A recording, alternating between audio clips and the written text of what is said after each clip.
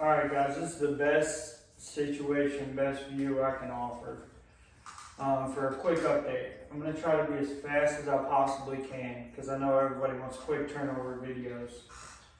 This is a KAYO K60 Fi. I bought it brand new from the dealership, Yamaha dealership. At the time, this was COVID pandemic time. These were like literally the only dirt bikes you could buy at the time. You couldn't buy four-wheelers, you couldn't buy side-by-sides. I was ready to get back into riding. I took the risk on this. GPX would have been another good option, but they aren't available and they were still going through some trial error problems. This bike was deemed bulletproof with a few adjustments. I did a little bit of research. It has all the guards on it, case savers, rear disc guard, front disc guard. I've put brush guards on the handlebars. It has the 2019 KTM front plastic and fender, original everything else, except the exhaust was modified with a I guess you would call it a disturbance bar on the inside. It's just a bar that goes across to disturb the exhaust flow a little bit to just provide a little more back pressure at the end because there's so much back pressure at the beginning and it just needed torque in different places. But that's a preference thing for me because I've been riding for so long and I understand how certain things work. I'm not saying I'm the best of the best or a professional. Take it as you want. Fast forward from 22, start of 21 to 23 now. I own a 2022 YZ250X two-stroke in the garage. This has become my secondary bike not because this isn't good, it still rides and there's no problems with it. It's because I needed something lighter because I went from riding my whole life to stop riding to riding street bikes, like motorcycles, to getting back into off-road, and now my level is getting closer back to where it used to be, as best as it can be from a 188 rider of 36 years old. I'd classify myself as a level B rider as far as enduro and hair scrambles. I don't know if I'd ever get back to level A because I'm not really willing to take the risk. But as far as what this bike is, besides the motor and the weight, it's basically a 2016 to 2019 KTM 4-stroke 250. Power is real similar. You're talking 6 to 8 horsepower difference depending on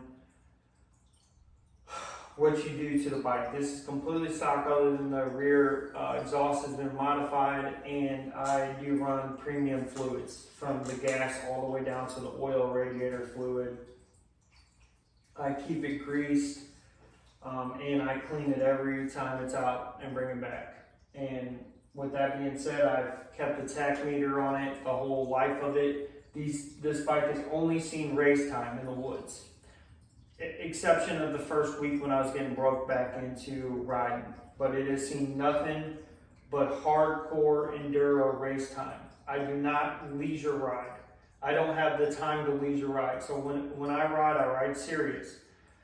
And I'm not saying that I'm out there racing the best of the best. I'm just letting you know what I put this bike through. The front and the rear rim, there's some flare points on it from how far I push this bike. They still hold the air, but there are nicks and scratches on the wheel. Suspension has been fantastic. You need to put fork bleeders on the enduro version. You have to. You build up too much air pressure, you'll blow your seals. Fortunately, I knew that and I put those on right away. I've been through 3 different brands. I went with the low profile Motion Pro ones in the end. Those seem to work the best. You if you can kickstart this bike with the kickstart that comes with it, it's got to be the perfect stroke in the motor, and you have to do it real fast. It's useless. Take it off, get you a little rubber grommet to go around the spindle to protect it like I did. Zip tie it on there, throw it in your tool bag. Keep your electric, go with your lithium battery if you don't have it. Keep it started once every 2 weeks. Don't leave your key on, you'll never have a problem. I had a lithium battery in my Harley Davidson I had, and it was over 100 and some horsepower. I don't remember the dyno sheet. I got rid of that bike, and I had a lithium battery in that, and I had it for years. I never had a replacement after I went ahead and spent the money on it. It's worth the money. It's expensive to first buy, but it's worth it. I don't want to hold you guys up anymore. Do not fall into the political and the name brand lock-ins like all these other guys have. Like I said, I own a YZ in the garage, top of the line, out the door almost $9 grand. Still to this day, they are gouging you on prices. If you could get one of these for $4 to $6 grand out the door, and you're going to ride to have fun, you won't need any more bike than this. It'll be the last bike you buy. Even if you blew up the motor, it's cheaper to replace this motor. And every part on this bike, you can get the foot pegs, the shifter.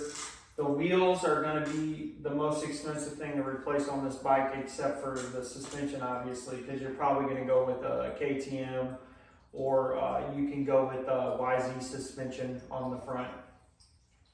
But the rear is pretty much KTM. That's what you have to go to. And I'll be honest with you, you can spend $2,500 to $3,000 just on suspension, but the wheels are going to cost you probably rims laced with tires. You're going to be pushing $1,000 for the set. So those are the two most expensive things. The radiators are cheap. You can buy those off of Etsy or eBay. The fuel pump's cheap. The fuel injector, the motor. I mean, I think the most I've seen anybody ever pay for the motor was $2 grand, and that's with the transmission. Yeah, I don't know what else to say. Mess with the gearing to your liking, change the sprockets up, change the chain, reduce the chain slap, because the factory chain is kind of heavy, but it's overbuilt because they knew what this bike was going to go through. It was going to be a trail bike. It was going to be an enduro bike. But run premium fluids, take care of it. It'll take care of you. It won't leave you broke down on the trail. The only time this bike doesn't like to start is after about 4 hours of me pinning it. And I mean pinning it. And then it needs about a 10-minute break, and it'll start right back up for you. It's just telling you need a break and the bike needs a break. And every big brand does it. 3 hours of hard riding, I would say, is going to be the best time for you to stop and take a break on this bike. If you can put 3 hours on the saddle, you're doing the right thing. I'm not talking about riding down the road, because I don't think I'd overheat doing that. But hill climbing, mud bogging, rock jumping, log jumping, and with some technical stuff. The motor the head needs to settle back down. It's getting, the tolerance is being heated up. So there's not much you can do about that. If you get lucky and your bike will ride 5 or 6 hours without doing it up, I would also argue that maybe you're a little too loose in the head and you're not getting as much power as the guy that has a little tighter tolerance. But different video, different explanations. KAYO, K6 EFI, K6R, you can't go wrong. They're good bikes. This bike will last just as long as my YZ and any other Honda, Suzuki. I can't say that I recommend Suzuki and Kawasaki as much as I used to, but if you don't believe me on that, just go check. I'm sorry. I mean, I used to like their brands, but are pretty horrible now. I'd almost argue you'd be better off buying this bike than a Suzuki or a Kawasaki right now. But until next time, have a good day. Be blessed.